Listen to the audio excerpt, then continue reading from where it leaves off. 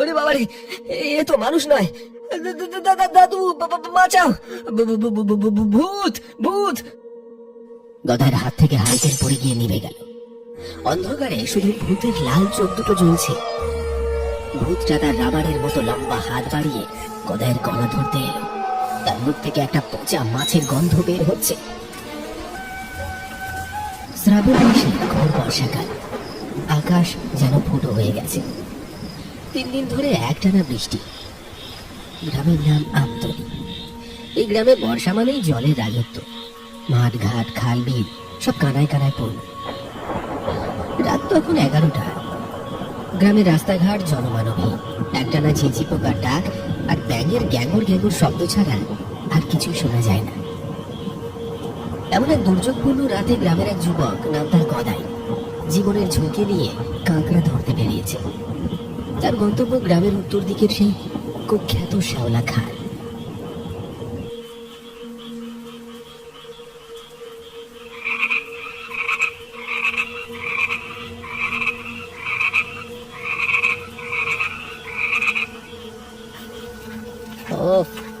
আজ যা বৃষ্টি নামলো, গর্ত থেকে সব বড় বড় শিলা কাঁকড়া বের হওয়ার কথা।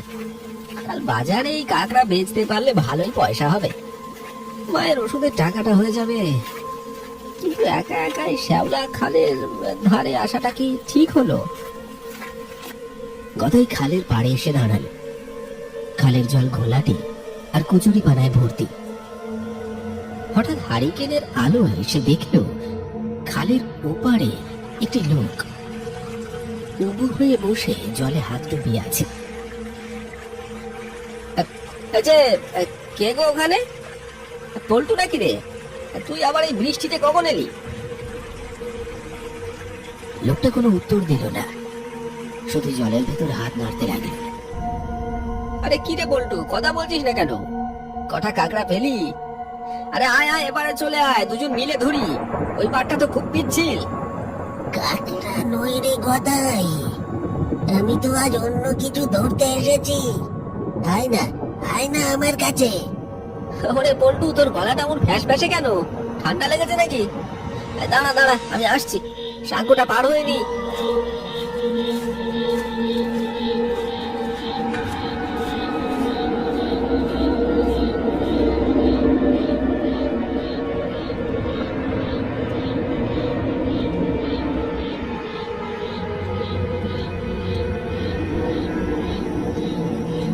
শ্রাবণ মাসের ঘন অন্ধকার রাত।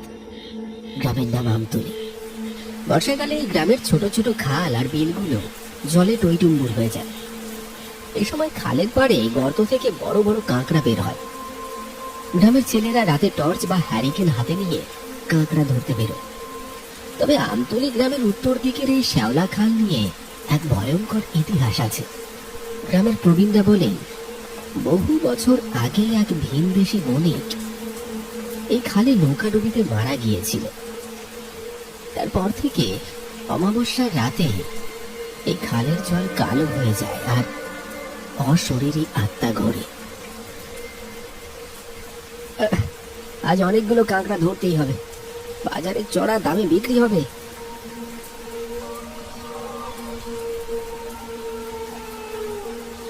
আরে পল্টু, আমি তো ভাবলাম তুই আজ আসবি না। তোকে একা ছাড়তে পারলাম না রে গদাই। চল চল, আজ বড় বড় কাঁকড়া ধরবো। চল, কিন্তু পল্টু, তুই তো কোনো টর্চ আনলি না। অন্ধকারে কাঁকড়া দেখবি কি করে? আমার চোখের আলোয় অনেক রে গদাই। দুজনে মিলে কাঁকড়া খুঁজতে শুরু করলো। গদাই হারিকেন ধরে আছে আর পল্টু হাত দিয়ে গর্ত খুঁড়ছে। গদাই লক্ষ্য করলো এক অবিশ্বাস্য দৃশ্য। পল্টু গর্তে হাত না ঢুকিয়েই খালের জল থেকে বড় বড় জ্যান্ত শিলা কাঁকড়া তুলে আনছে, আর সেগুলোকে ঝুড়িতে না রেখে সোজা মুখে পুড়ে দিচ্ছে। কাঁকড়ার শক্ত খোসাগুলো সে বিস্কিটের মতো কড়মড় করে চিবিয়ে খেয়ে ফেলছে। তার মুখ দিয়ে লালার বদলে কালচে রক্ত গড়িয়ে পড়ছে।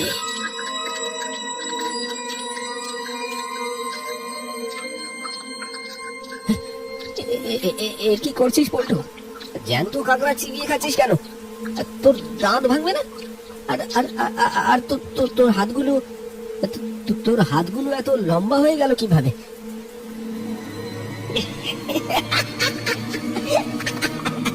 কোথায় যাবি গদাই? আজ তোকে আমার সাথে জলের নিচে যেতে হবে।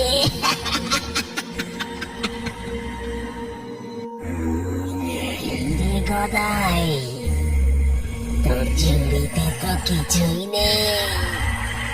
আমার খুব খিদে পেয়েছে, কাকড়া শেষ, এবার তুই যাবি আমার পেটে।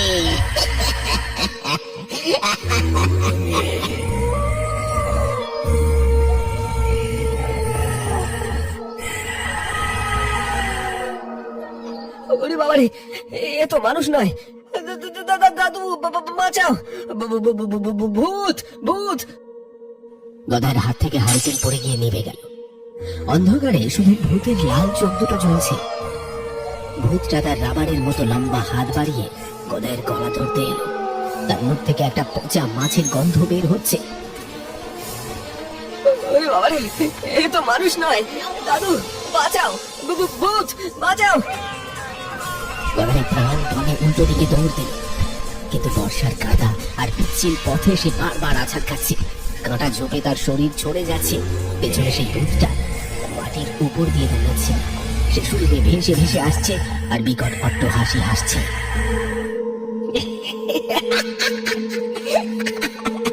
কোথায় যাবি গদাই? আজ তোকে আমার সাথে জলের নিচে যেতে হবে।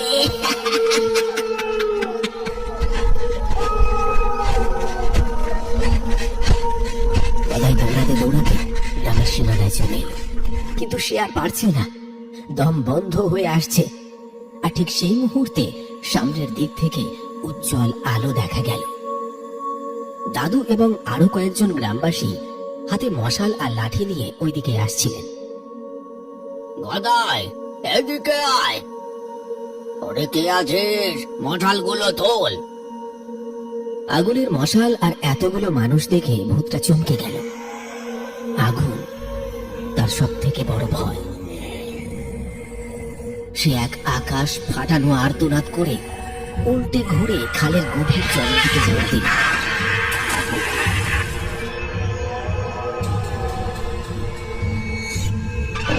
গদাই দাদুর পায়ের কাছে আছড়ে পড়ল এবং জ্ঞান হারালো।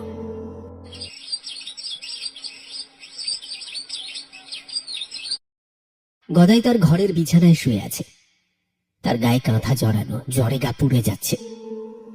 আসল পল্টু, সমীর কাকা আর দাদু পাশে বসে আছেন। পল্টুর চোখে মুখে আতঙ্ক। তুই কাল রাতে আমাকে দেখেছিস?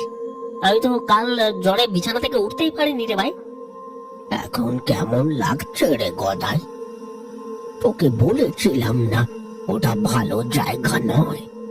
দাদু, দাদু তুমি ঠিকই বলেছিলে। ওই খালের ধারে পল্টুর রূপ ধরে ওটা কে এসেছিল? ও কি মানুষ ছিল? ওটা ছিল কাঁকড়া কেকো, অপদেবতা বা পেতনি। বহু বছর আগে যে বণিক মরেছিল তার আত্মাই এখন রক্তের তৃষ্ণায় ঘোর। ওরাই মানুষের রূপ ধরে ভুলিয়ে নিয়ে যায়। ভাগ্যিস আমরা ঠিক সময় মশাল নিয়ে পৌঁছেছিলাম। আগুন না দেখলে তো ও তোকে মেরেই ফেলতো। গদাই সুস্থ হলো বটে, কিন্তু রাতের বেলা আর কোনোদিন সে শ্যাওলা খালের ধারে যায়নি। এমনকি দিনের বেলাতেও সে ওই খালের দিকে তাকাতে ভয় পায়। দাদু, আমি আর কোনোদিন লোভ করব না।